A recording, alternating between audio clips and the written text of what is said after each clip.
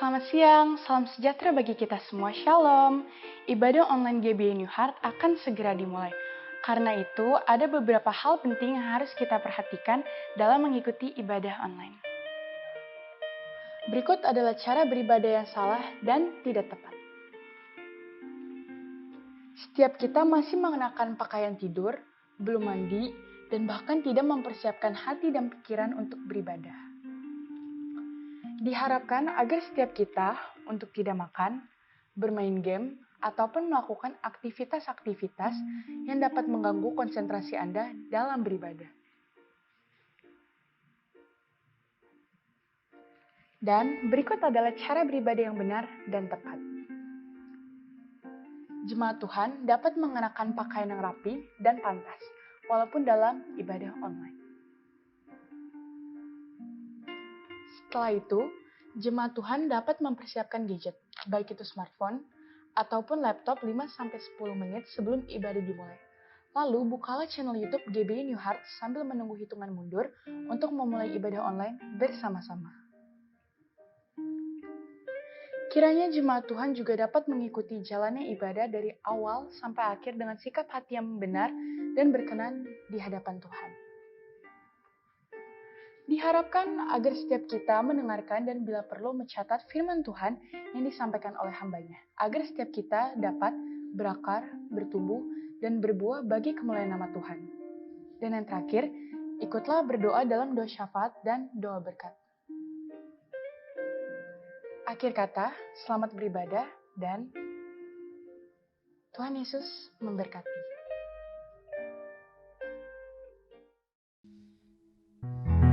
Shalom Bapak Ibu Saudara sekalian dimanapun kita berada. Kita boleh mengucap syukur minggu ini kita boleh bersama-sama hadir dalam ibadah GBI New Heart. Kita boleh bisa mengucap syukur untuk kebaikan Tuhan yang sungguh luar biasa dalam hidup kita. Mengucap syukur juga untuk kebaikan Tuhan yang boleh kita rasakan bersama-sama.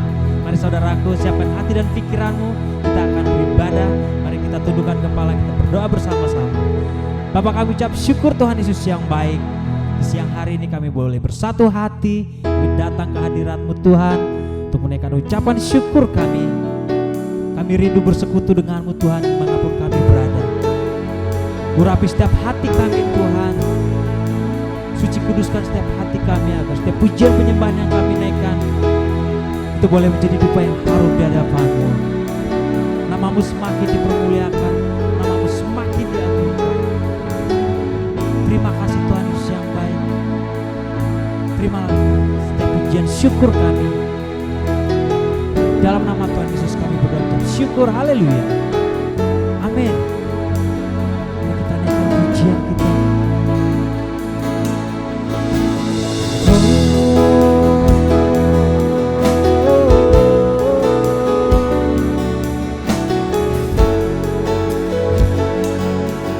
Kami mengucap syukur.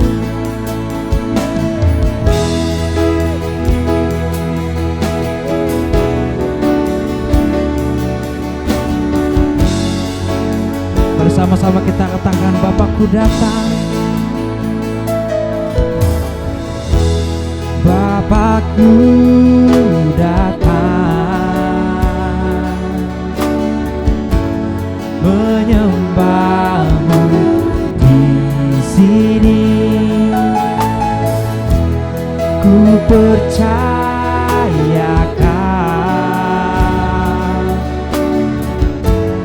ada bagiku. Amin.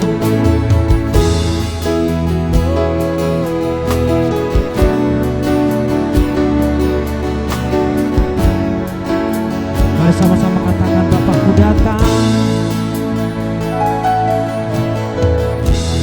Bapakku datang, menyembah-Mu di sini. Ku percayakan ada bagiku. Katakan, tak usah ku takut,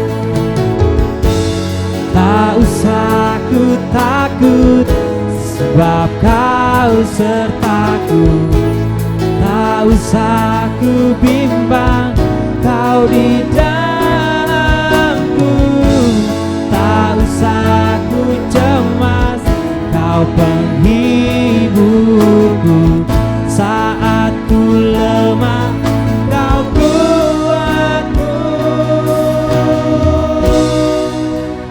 Ku nyanyi haleluya,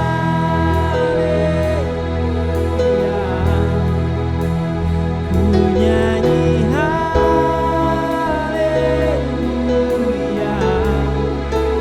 Sungguh kau hebat, ajaib perkasa perbuatanmu.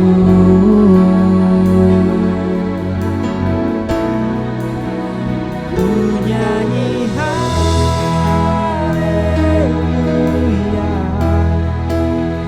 ku nyanyi haleluya.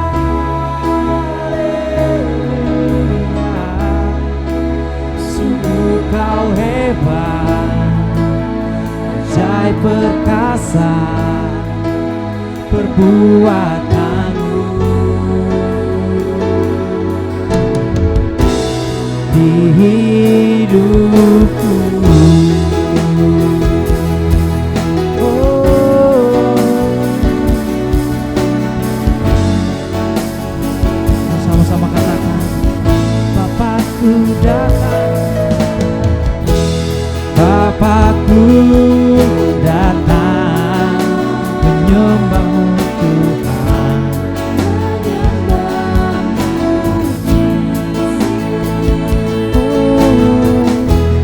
Ku percayakan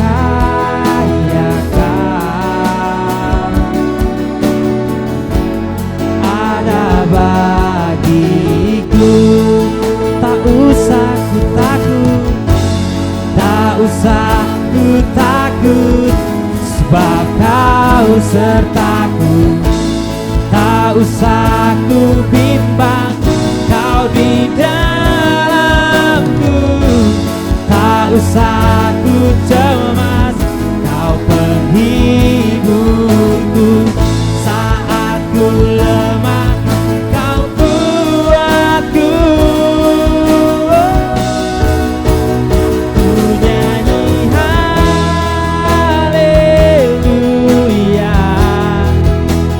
ku nyanyi haleluya.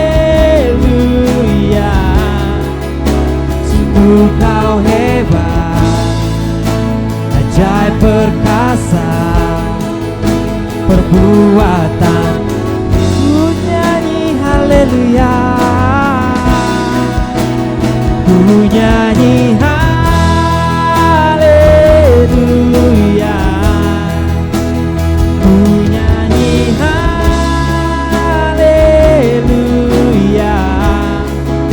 Sungguh kau hebat, ajaib perkasa perbuatanmu.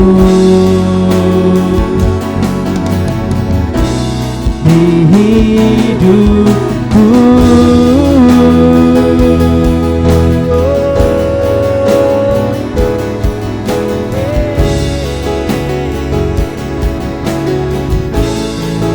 sebab kau baik.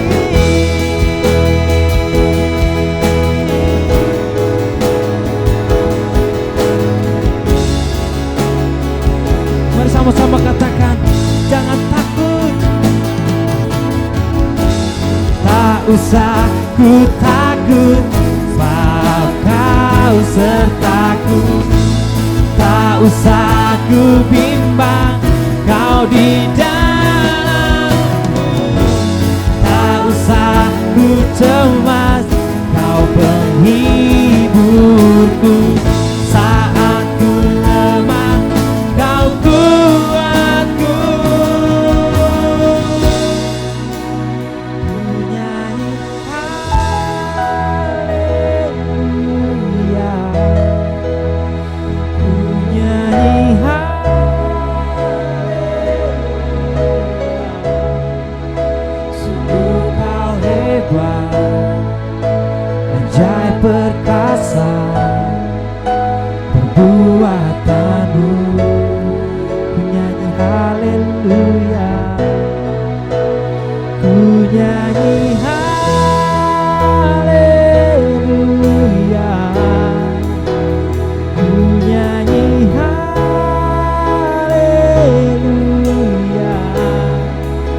Sungguh kau hebat, ajaib perkasa perbuatanmu di hidupku.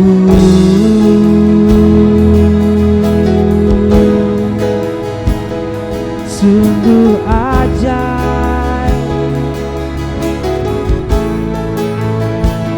sungguh mulia.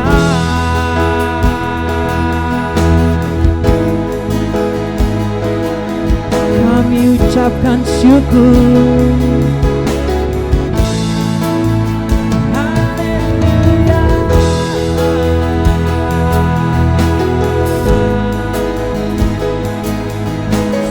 Kasih Tuhan buat kebaikan-Mu.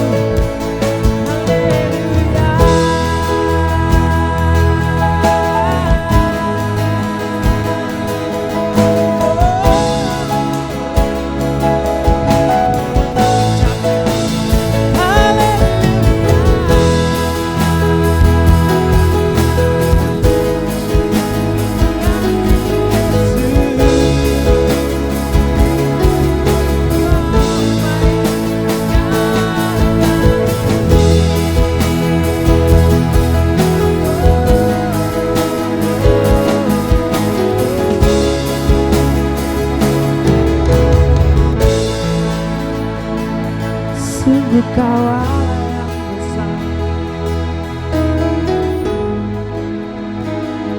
sungguh ajaib dan mulia.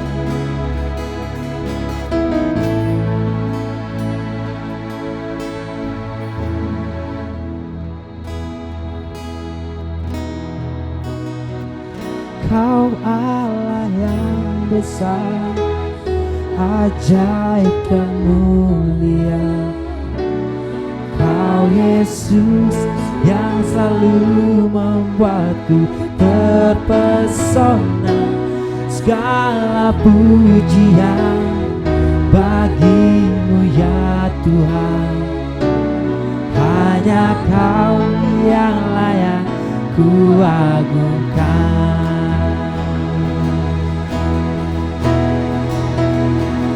Kau Allah yang besar, ajaib dan mulia. Kau Yesus yang selalu membuatku terpesona. Segala pujian bagi-Mu ya Tuhan. Hanya Kau yang layak ku agungkan. Kau Allah yang besar,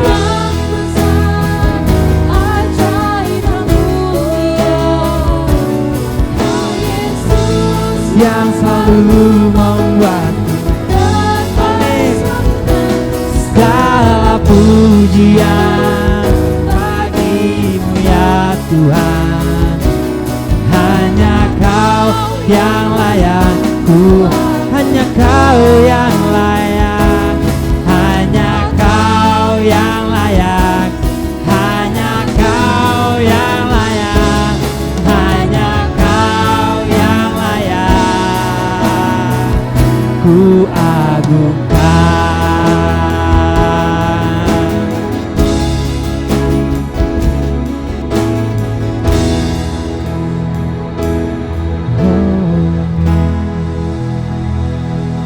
Benar Tuhan Yesus, hanya Engkau yang layak ditinggikan, hanya nama-Mu yang layak dimuliakan Bapa. Itu sebabnya kami bersuka cita pada hari ini. Kami mau bersorak-sorai, kami mau meninggikan nama-Mu. Setiap kita yang percaya, kita boleh sama-sama katakan amin. Haleluya. Mazmur 28 ayat 7. Tuhan adalah kekuatanku dan perisaiku. Kepadanya hatiku percaya. Aku tertolong, sebab itu beria-ria hatiku. Dan dengan nyanyianku, aku bersyukur kepadanya. Mari saudaraku semua, kita boleh terbang dalam hadirat Tuhan. Kita boleh sama-sama katakan, ku kan terbang tinggi di awan,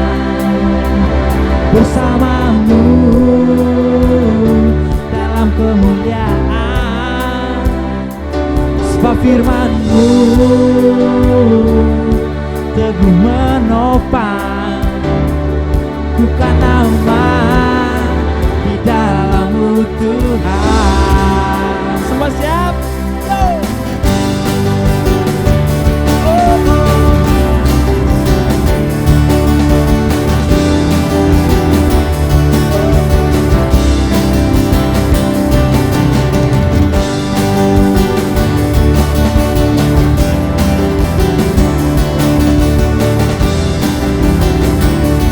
Bersama-sama katakan firman-Mu Tuhan, firman-Mu Tuhan, kita bagi kakiku,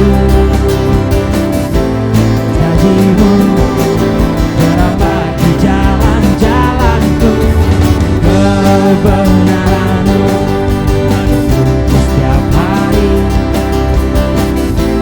Ku menantikan-Mu, beri kekuatan baru. Bukan terbang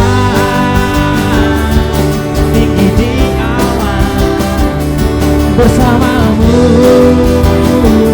dalam kemuliaan. Sebab firman-Mu teguh menopang, bukan aman di dalam-Mu Tuhan.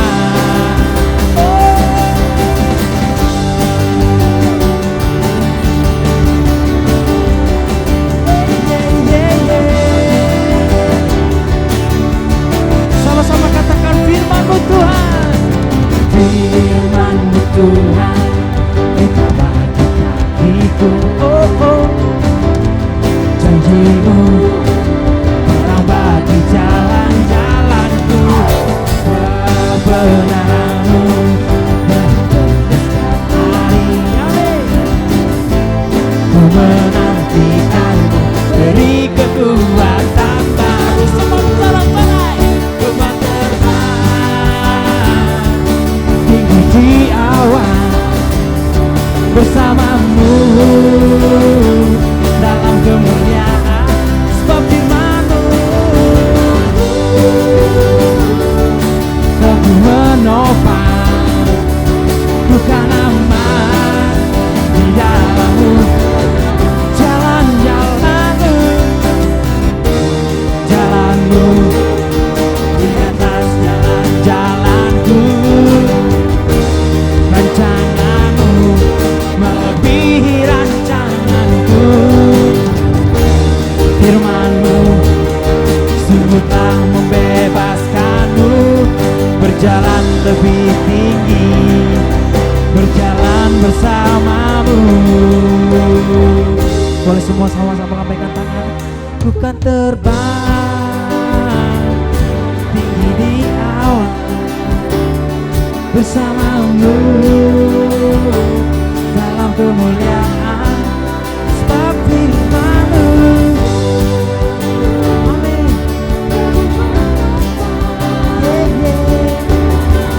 Bukan aman. Sekali lagi katakan, bukan terbang, tinggi di awan, bersama-Mu dalam kemuliaan. Sebab firman-Mu teguh menopang, bukan aman di dalam-Mu. Bukan aman, bukan aman di dalam-Mu tuh. Bukan aman, bukan aman di dalam-Mu Tuhan.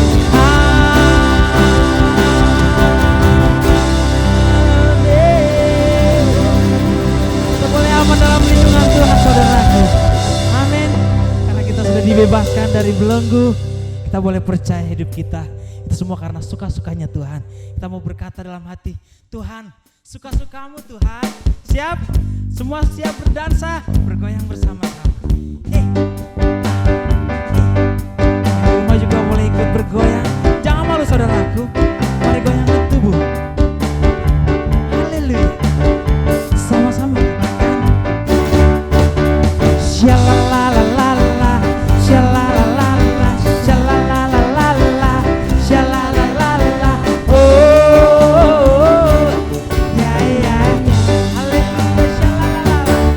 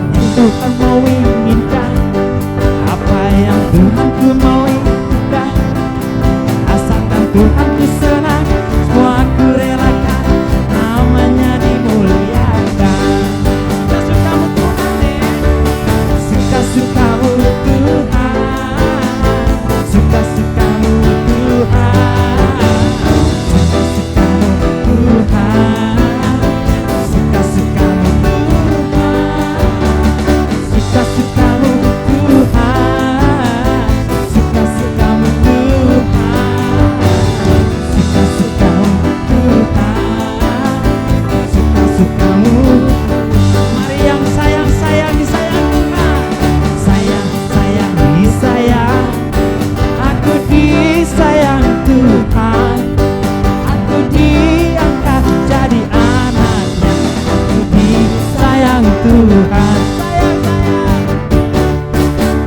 Sayang, sayang, disayang. Aku disayang Tuhan. Aku diangkat jadi anaknya. Aku disayang Tuhan. Glory, glory, glory, haleluya. Glory, glory, glory, puji Tuhan. Glory, glory, haleluya. Glory, glory, glory, puji Tuhan. Haleluya. Kita boleh bernyanyi, kita boleh bergoyang, Tuhan disenangkan, kita boleh sehat.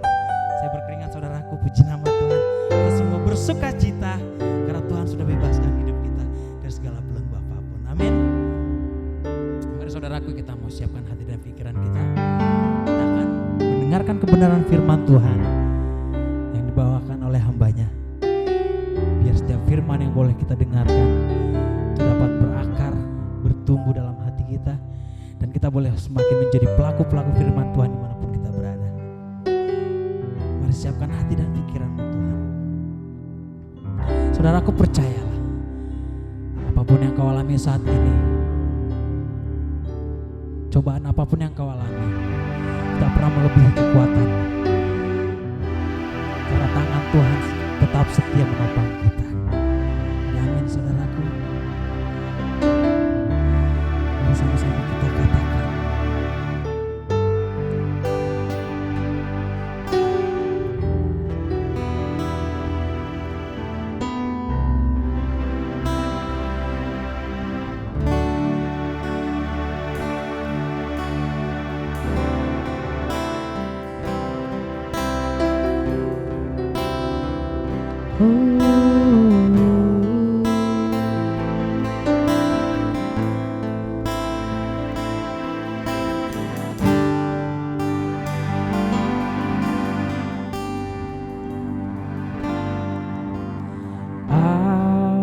Apa yang kau alami kini mungkin tak dapat engkau mengerti.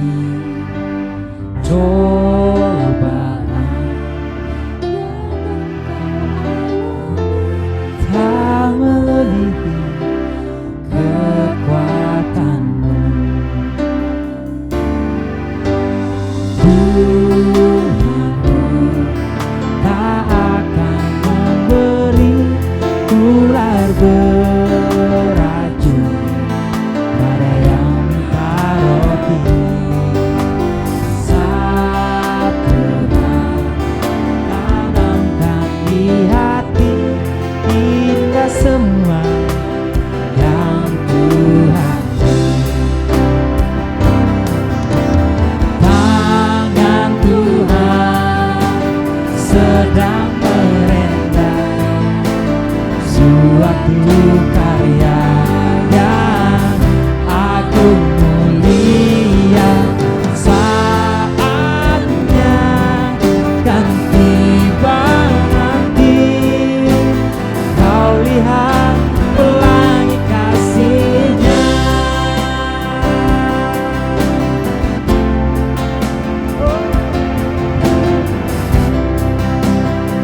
Mari sama-sama kan pujian di dalam katakan apa yang kau alami. Apa yang kau alami kini mungkin tak dapat engkau mengerti. Cobaan yang engkau alami tak melebihi kekuatanmu. Tuhanmu tak akan memberi ular beracun pada yang minta roti.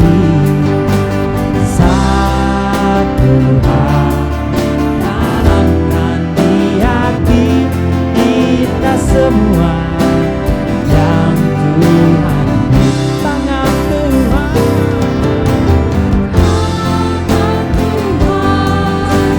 sedang Saatnya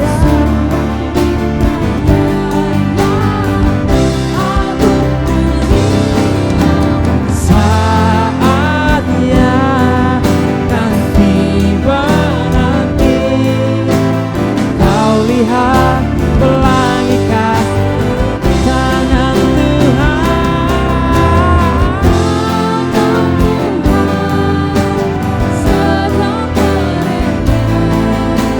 suatu karya yang agung mulia.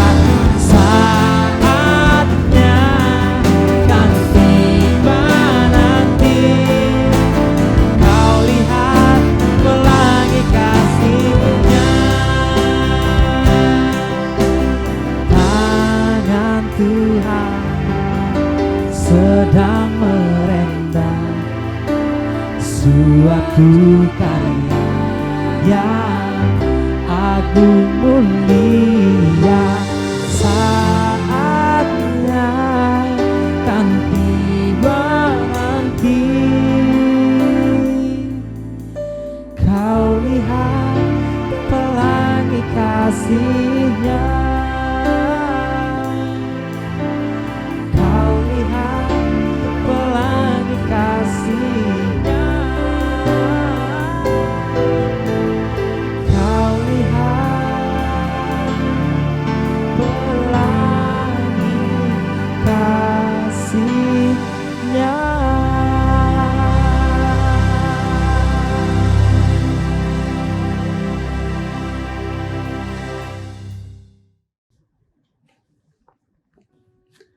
Shalom, salam sejahtera bagi kita semuanya. Ibu Bapak, tiba waktunya kita akan mendengarkan kebenaran firman Tuhan. Sebelum dari itu, mari kita sama-sama bersatu hati di dalam doa. Bapa di dalam surga, di dalam nama Tuhan Yesus, kami bersyukur atas penyertaan Tuhan hingga saat ini kami masih merasakan hal-hal yang baik daripada Allah Bapa datangnya. Kami hendak mendengarkan firman-Mu. Jadikan iman kami kuat melalui pemberitaan firman ini, agar kiranya kami boleh berbuah untuk kemuliaan nama Tuhan. Terima kasih Bapa, di dalam nama Yesus Kristus kami berdoa dan mengucap syukur. Amin. Shalom kepada kita semuanya. Pagi hari ini tak terasa waktu sangat cepat berlalu. Kita telah tiba memasuki di penghujung bulan Januari, tepatnya sekarang tanggal 31 Januari tahun 2021. Esok adalah hari yang baru, tanggal 1 Februari 2021. Tentunya hari ini harus disertai dengan hal-hal yang baru. Tantangan yang baru dan masalah yang baru juga datang menghimpit dalam setiap kehidupan kita. Tapi saya sangat bersyukur bahwasannya kita memiliki Allah yang dahsyat. Allah yang luar biasa yang hingga sekarang Allah tetap memelihara kehidupan kita. Tak terasa juga Ibu Bapak yang dikasih oleh Tuhan Yesus, 1 tahun kurang lebih COVID-19 atau coronavirus telah ada di tengah-tengah kita yang tak nampak oleh kasat mata. Tetapi saya percaya Tuhan senantiasa ada di tengah-tengah kita, memagari kita dari penyakit tersebut. COVID-19 atau coronavirus sangat berdampak kuat, terlebih kepada ekonomi, sosial, dan psikologi setiap kita. Bagi pelaku usaha, ini sangat memukul telak karena mereka mendapati pendapatan yang kurang sehingga mereka harus menghitung kembali untuk membiayai atau menggaji karyawan dan karyawati yang ada di tempat usahanya.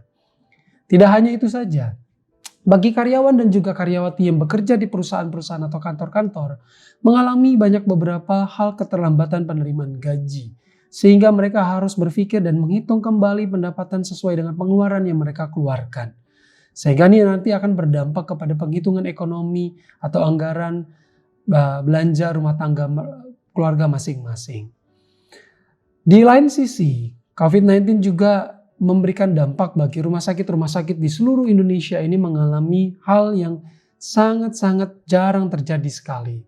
Saya semalam membaca berita di CNN memberitakan bahwa jika minggu depan mengalami kenaikan lagi jumlah positif COVID-19, maka rumah sakit di seluruh Indonesia akan mengalami kolaps besar. Tentu COVID-19 atau coronavirus ini memiliki dampak yang begitu hebat memukul banyak lini atau aspek yang ada di sekitar kita. Berbicara itu, kita masuk ke dalam satu masa sulit yang sesungguhnya ini waktu yang cukup terbilang lama. Karena berbulan-bulan dan sampai setahun ini kita memeragakan hal-hal kebiasaan yang baru. Harus menggunakan masker, harus menggunakan hand sanitizer dan yang lain-lain untuk mencegah hal-hal tersebut terjadi dalam kehidupan kita. Maka dari itu kita bisa menyebutnya ini dengan istilah masa sulit atau masa sukar. Masa sulit ini tentu sangat memukul telak dalam kehidupan kita baik berkeluarga. Karena kita harus berpikir bagaimana menghidupkan istri dan anak-anak kita. Dan menghidupi orang tua kita yang masih tinggal bersama dengan kita. Hal yang seperti inilah yang saya sangat meyakini bahwasannya Allah itu sungguh baik buat kehidupan kita. Maka dari itu saya ingin menyampaikan ke tengah-tengah ibu bapak dan saudara-saudari sekalian. Tema khotbah pada saat pagi hari ini ialah hikmah di balik masa sulit. Hikmah di balik masa sulit tidak hanya masa COVID-19, tetapi masa-masa yang lain. Di masa-masa ketika kita membutuhkan pertolongan, tetapi belum ada yang menolong. Dan di masa-masa di mana ketika kita harus mengeluarkan biaya untuk biaya rumah sakit, tetapi belum ada biaya. Hal-hal yang seperti itu untuk kita penuhi untuk membayar rumah sakit. Hal-hal tersebut tentu harus diresponi dan disikapi dengan hal yang baik. Dan masa sulit ini tentunya terjadi ada maksud atau ada hikmah yang dapat kita petik dalam kehidupan kita. Untuk kita memeragakan iman sebagai orang yang percaya. Setidaknya ada 3 hal yang ingin saya sharingkan kepada ibu bapak sekalian yang menonton ibadah langsung pada saat pagi hari ini melalui channel GBI New Heart. Ketiga hal tersebut yang pertama ialah berserah kepada kekuatannya Tuhan. Berserah kepada kekuatan Tuhan, dari kata berserah ini, Kamus Besar Bahasa Indonesia memiliki makna yakni adalah meletakkan kepercayaan kepada unsur yang terkuat atau yang memiliki kapasitas. Meletakkan kepercayaan kepada yang terkuat atau yang memiliki kapasitas ini disertai dengan rasa dia tak dapat melakukan apa-apa. Maka dari itu dia menyerahkan sesuatu kepada si unsur yang terkuat atau yang memiliki kapasitas tersebut. Saya jadi teringat dengan kisah seorang perempuan yang mengalami pendarahan 12 tahun lamanya. Mari kita membuka firman Tuhan, membaca dengan singkat yang terdapat di dalam Markus pasal yang ke-5. Ayat yang ke-23 sampai ayatnya yang ke-26. Markus pasal ke-5 ayat 23 sampai ayatnya yang ke-26, demikianlah kebenaran firman Tuhan.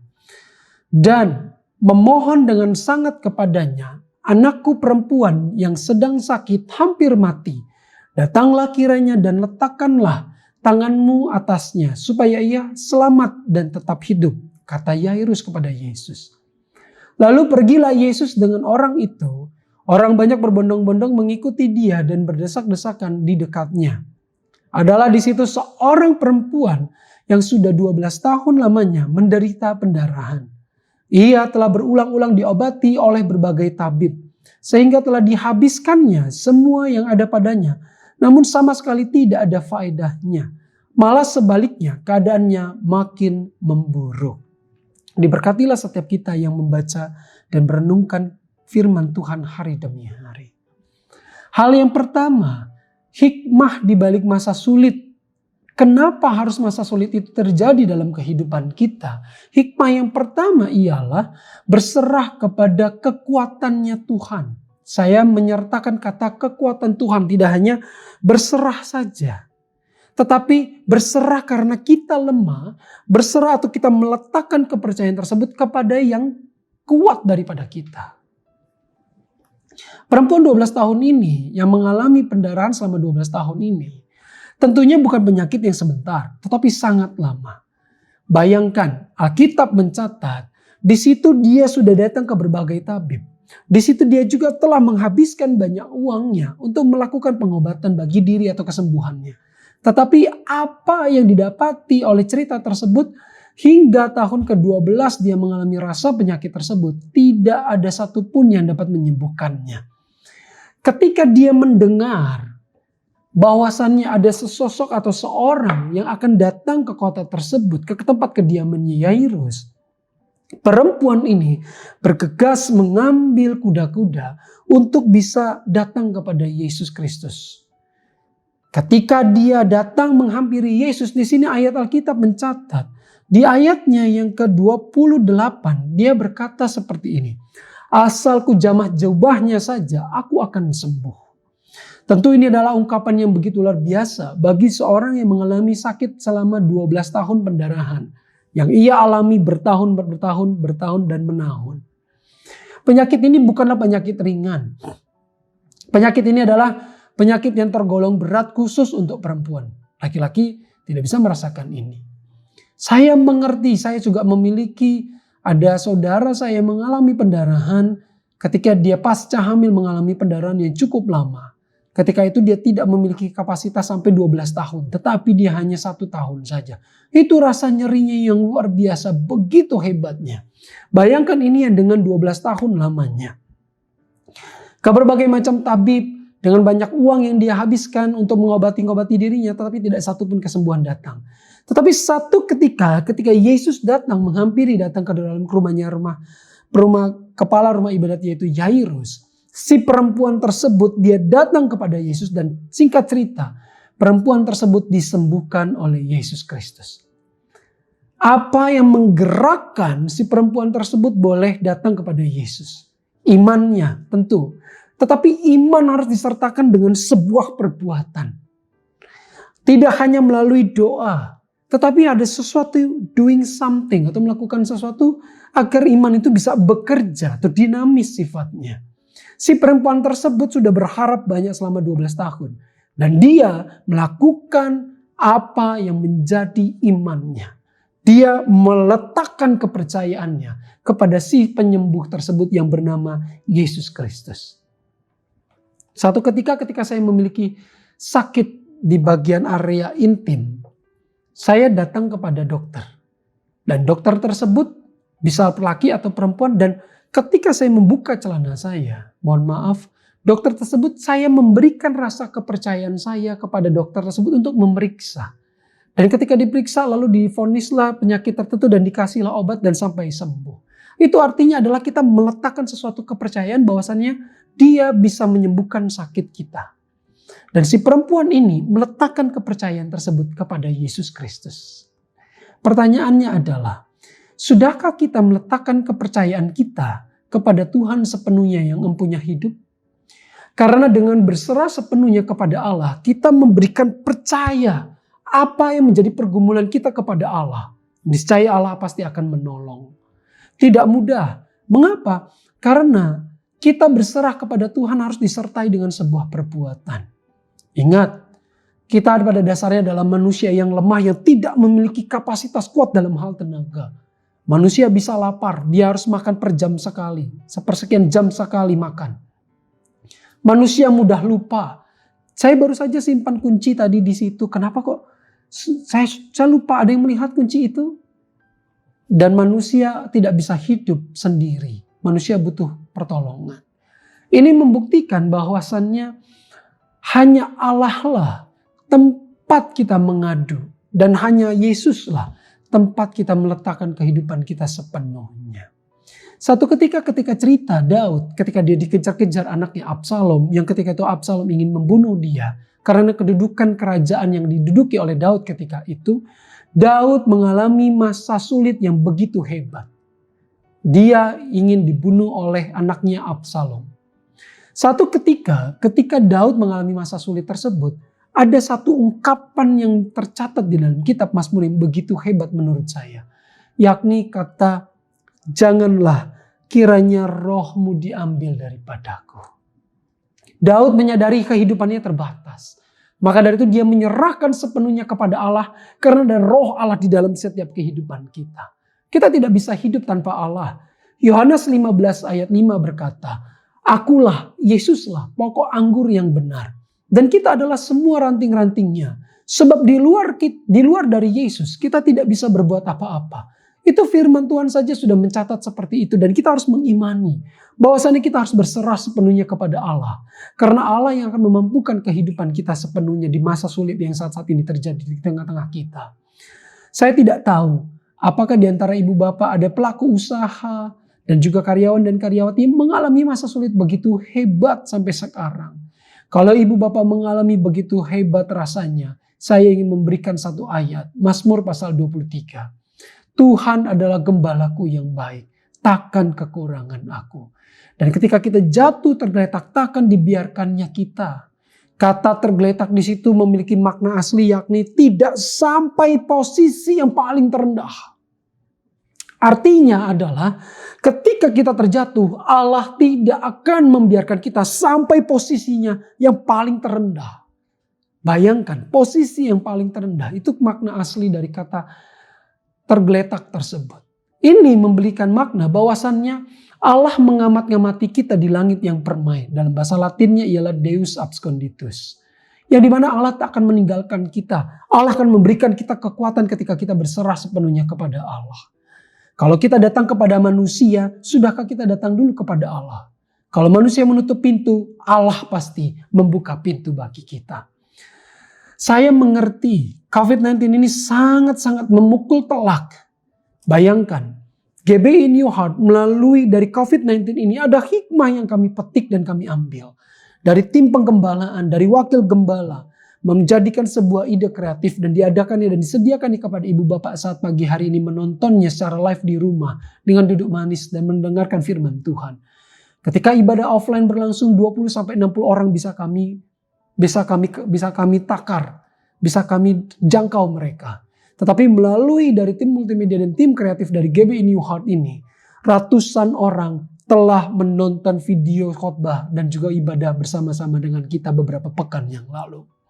Ini artinya bahwasannya dari masa sulit ini memiliki hikmah yang bisa kita petik. Tidak selamanya masa sulit itu adalah hal yang buruk, tetapi hal yang positif. Kita bisa lihat sekarang kalau dilihat dari channelnya GBI New Heart, kita bisa menjangkau orang yang ada di Kalimantan. Kita bisa menjangkau orang yang ada di Papua. Kita bisa menjangkau orang yang ada di ujung pulau. Karena Allah ingin memakai GBI New Heart melalui multimedia ini.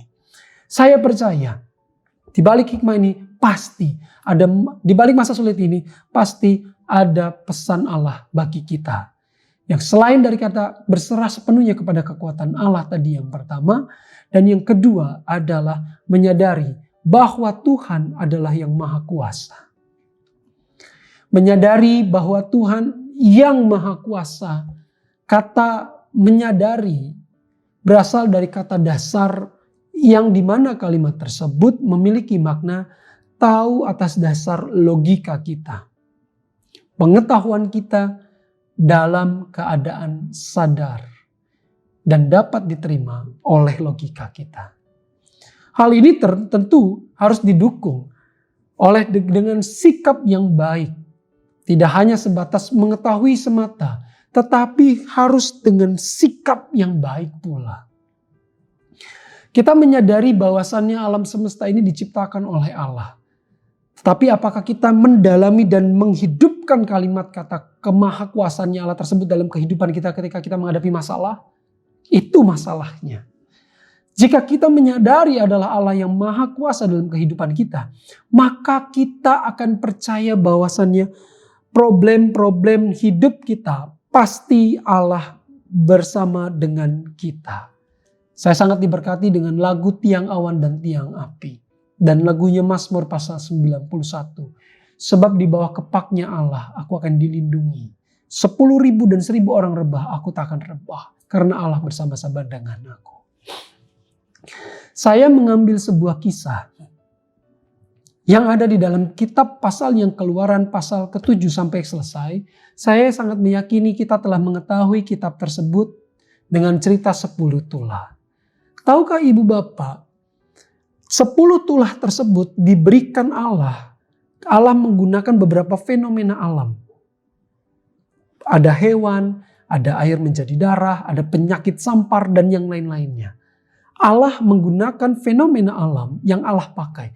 Tetapi tahukah kenapa Allah memakai 10 tulah tersebut dikirimkan kepada bangsa Mesir, khususnya yang dipimpin oleh Firaun ketika itu? Jawabannya adalah karena Allah ingin mempermalukan 10 dewa dan dewi Mesir yang menjadi sumber kehidupannya bangsa Mesir ketika itu. Ada bangsa Israel yang perlu dibebaskan oleh Musa agar mereka tidak hidup di dalam belenggu, dalam penyembahan berhala. Maka dari itu Allah harus memperkenalkan dirinya kepada bangsa Israel melalui Musa yang perlu dibebaskan dari tanah Mesir. Dan Allah memakai fenomena alam tersebut untuk menunjukkan kekuasaannya Dia. Untuk menunjukkan kedikdayaannya Allah terhadap bangsa Mesir dan orang-orang yang dipimpin oleh Firaun sendiri. Bahwasannya kedikdayaannya mereka bukan terletak di dalam dewa dan dewi. Melainkan Allah Yahweh itu sendiri. Saya mengutip ada 2. Yang pertama, perhatikanlah. Yang tulah pertama ini terjadi adalah air menjadi anggur. Air menjadi darah. Air menjadi darah.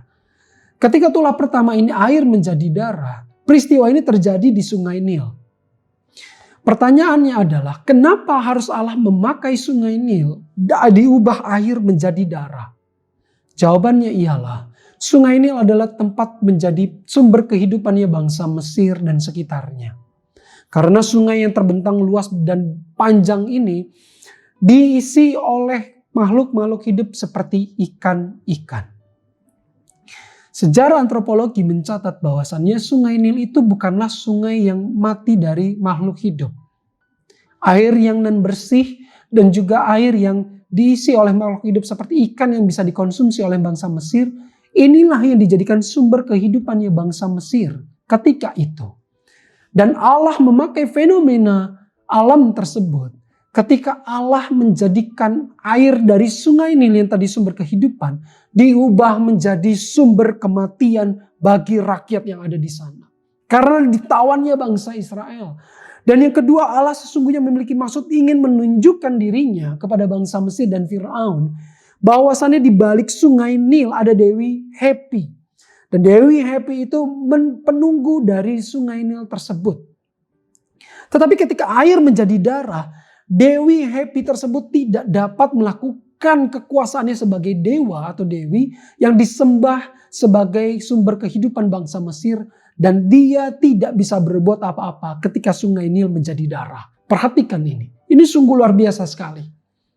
Ketika bangsa Mesir datang kepada dewa atau dewi sebagai tempat sumber kehidupannya, tempat untuk datang peribadatannya mereka, dewa, kepercayaannya kepada dewa dan dewi. Ketika Allah mengubah air menjadi darah, tidak ada satu kuasa pun yang dikeluarkan oleh Dewi Happy untuk menunjukkan air itu yang tadinya darah menjadi air bersih kembali. Tidak bisa. Alkitab mencatat di dalam Keluaran pasal 7 dan 20 dan 21, dicatat air tersebut menjadi bau busuk dan ikan-ikan pun mati. Bayangkan, yang tadinya sumber kehidupan adalah air dan juga ikan-ikan yang mereka bisa tangkap, mereka hidupi keluarganya, kali ini tidak bisa.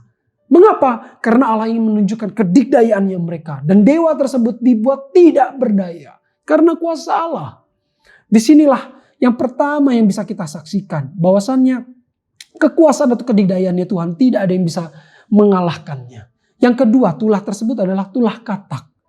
Tahukah ibu bapak bahwasannya kalau menurut kepercayaan bangsa Mesir, di dalam Sungai Nil tersebut itu ada yang namanya Dewi Heket.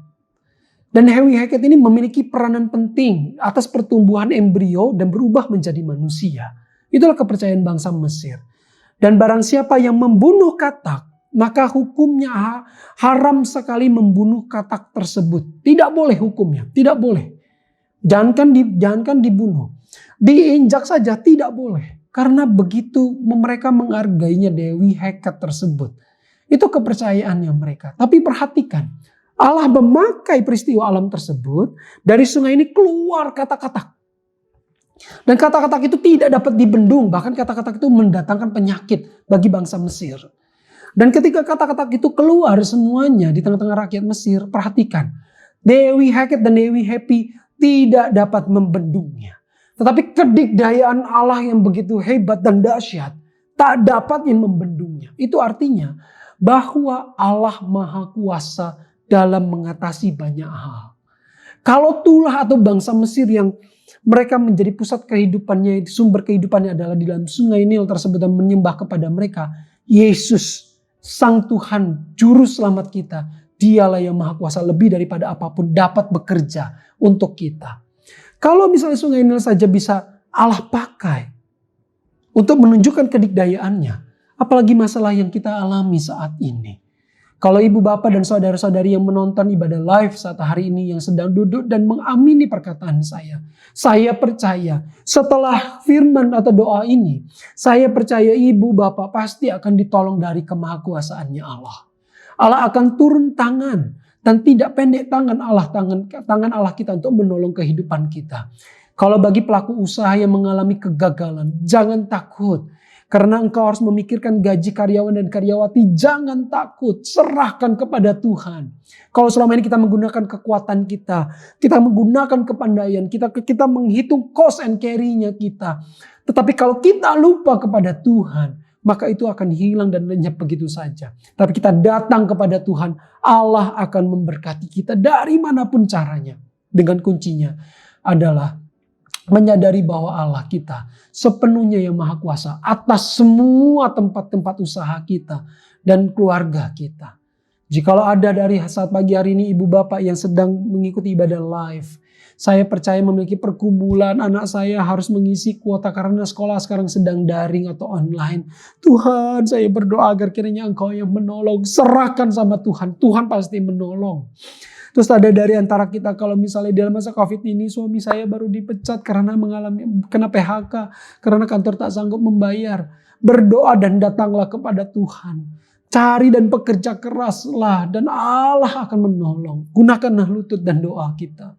Jikalaupun ada anak-anak kita yang mengalami kegagalan, kuatkan iman mereka. Sebab Allah beserta dengan kita karena Allah maha kuasa. Apapun bisa Allah lakukan. Ingat. Kalau saya menggarisbawahi kata apapun yang Allah bisa lakukan, bukan berarti kata Allah akan mengintervensi banyak tatanan dan sistem yang telah Ia atur. Tetapi di sini artinya adalah kita ini yang lemah. Manusia itu lemah sekali, sangat lemah. Dan kita menyerahkan sepenuhnya kepada Allah yang maha kuasa tersebut. Hikmah di balik masa sulit tadi yang kedua adalah menyadari bahwa Tuhan adalah yang maha kuasa dan sepenuhnya kita serahkan kepada Tuhan. Niscaya pasti akan menguatkan iman kita. Dan yang ketiga, yang terakhir ibu bapak sekalian. Yang ketiga adalah menyikapi penderitaan dengan benar. Menyikapi penderitaan dengan benar ini saya teringat dengan seorang tokoh yang ada di dalam Alkitab yang bernama Ayub. Di dalam kisahnya Perjanjian Lama. Ayub adalah orang yang dimana dikatakan sebelum dan sesudah dia tidak ada satupun orang yang saleh seperti Ayub samanya. Tidak ada satupun.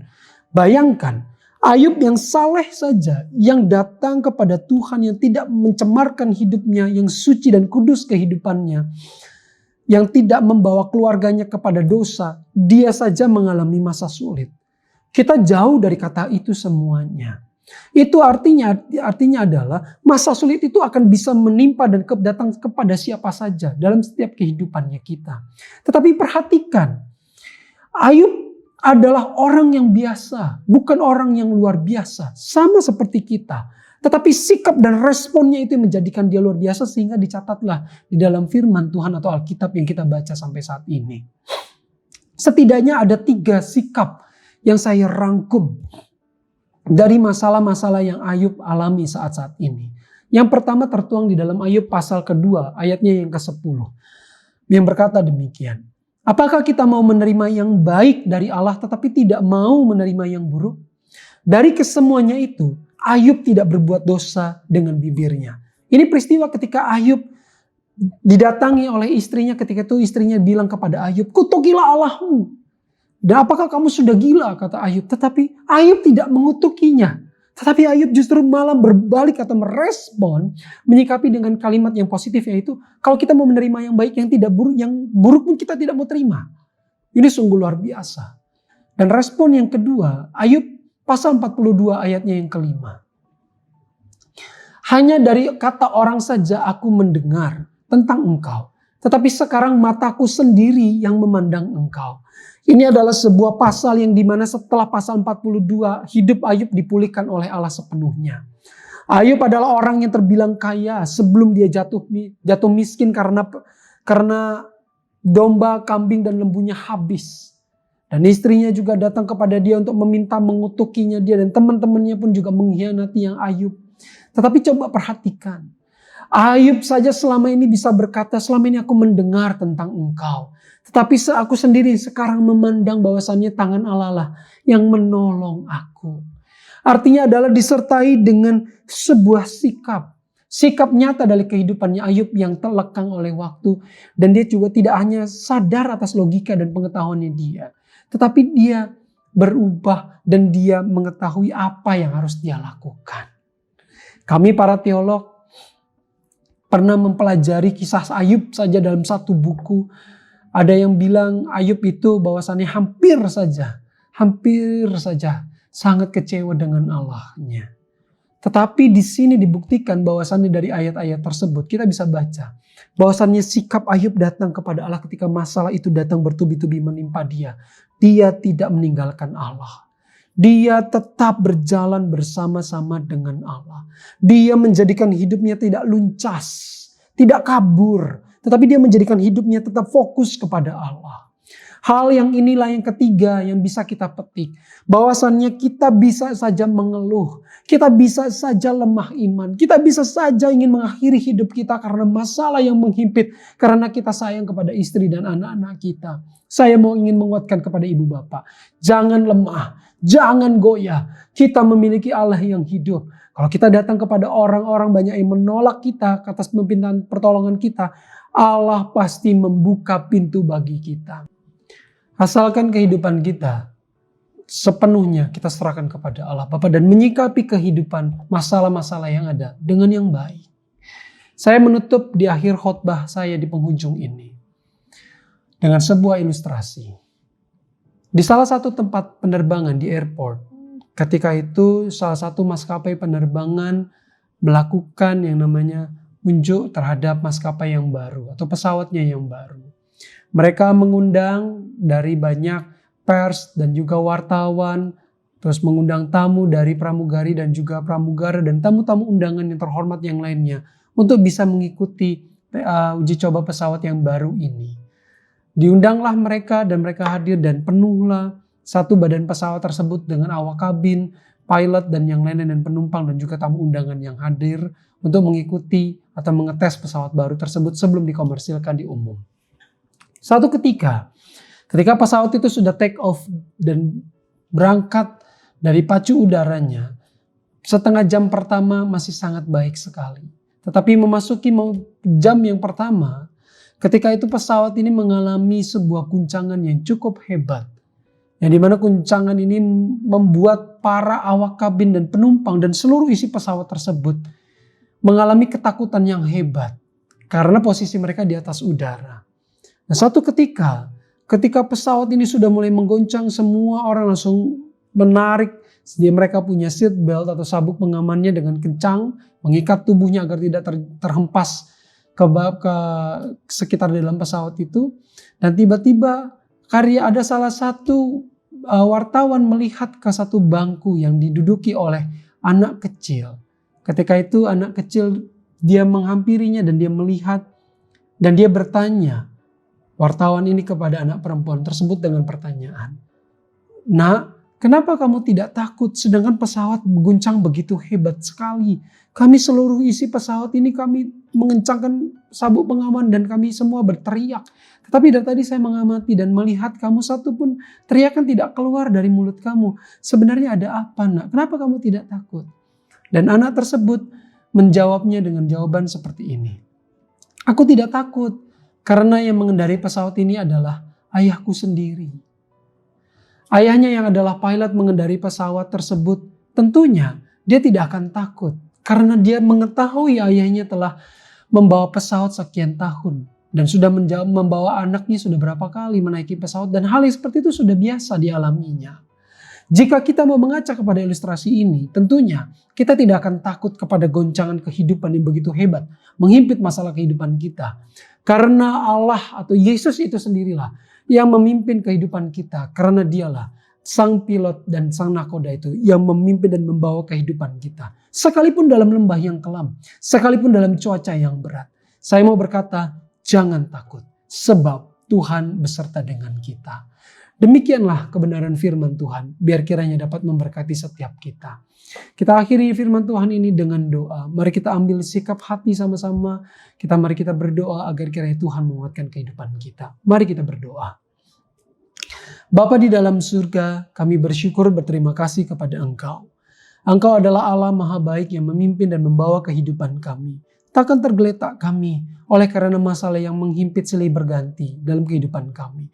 Kami mempercayai karena Engkaulah yang mempunyai kehidupan kami sepenuhnya. Bawalah kami kepada gunung kudus-Mu, agar tidak jatuhlah mulut kami dan kehidupan dan iman kami jauh daripada Engkau. Kuatkanlah jemaat yang mendengar ibadah langsung dari GBI New Heart melalui channel YouTube ini Tuhan. Dari antara mereka yang lemah imannya Tuhan kuatkan. Dan antara mereka yang membutuhkan pertolongan Tuhan menjawab doanya. Terima kasih karena Engkau tetap baik dalam kehidupan kami. Kami tutup doa ini di dalam nama Yesus Kristus Allah Putra yang tunggal. Kami berdoa dan mengucap syukur. Amin. Tuhan Yesus memberkati. Mari saudaraku kita bersatu dalam doa. Bapak terima kasih untuk kebenaran firman yang boleh kami dengarkan di siang hari ini. Tuhan Yesus kiranya setiap firman yang boleh kami dengar itu boleh menjadi rema dalam kehidupan kami sehari-hari. Dan kami boleh menjadi pelaku-pelaku firman-Mu dimanapun kami berada. Tuhan Yesus sebentar kami memberikan persembahan kami sebagai wujud kami mengasihi Engkau. Karena Engkau telah lebih dulu mengasihi kami Tuhan. Kiranya persembahan kami ini boleh menjadi dupa yang harum di hadapan-Mu Tuhan. Kami memberikan yang terbaik hanya di dalam nama Tuhan Yesus kami berdoa dan mengucap syukur. Haleluya. Amin. Selamat memberi. Tuhan Yesus memberkati.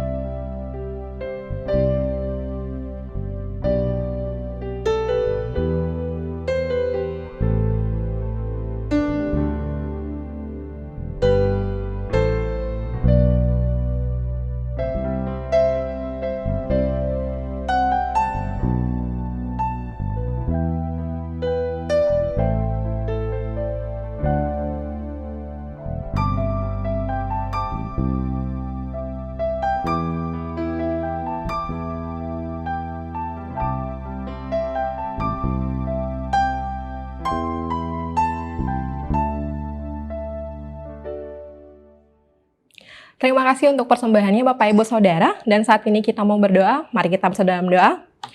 Terima kasih Bapak yang baik, Allah yang luar biasa Tuhan. Terima kasih Tuhan Yesus, kami sudah memuji, memuliakan nama-Mu Bapa.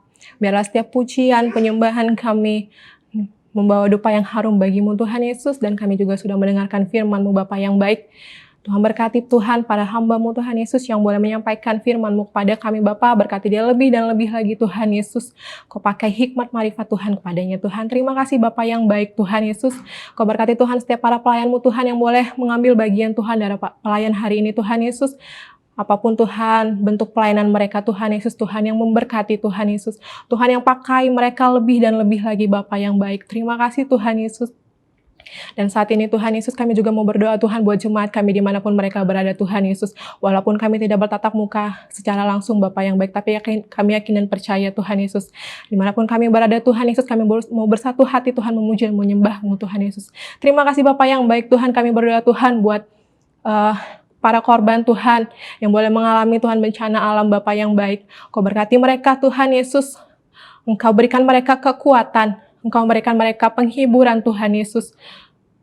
Tuhan adalah sumber kekuatan bagi mereka, Tuhan. Terima kasih Bapa yang baik. Mereka boleh kembali bangun, Tuhan Yesus, kembali bangkit, Tuhan Yesus, dan menjalani hidup mereka. Terima kasih Bapa yang baik. Kami serahkan kehidupan kami semua ke dalam tangan Tuhan, biar Tuhan saja yang menyertai kami. Terima kasih Bapa, dalam nama Yesus. Haleluya. Kiranya berkat dan anugerah dari Allah Bapa di surga, kasih dan damai sejahtera dari Tuhan Yesus Kristus, serta persekutuan dan penghiburan dari Allah Roh Kudus, menyertai saudara dan saya, mulai saat ini dan sampai Maranatha, Tuhan Yesus menjemput kita di awan kemuliaan-Nya. Amin. Terima kasih Yesusku buat anugerah yang Kau beri.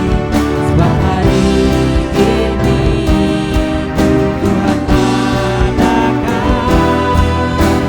syukur baru. Sebab hari ini Tuhan adakan syukur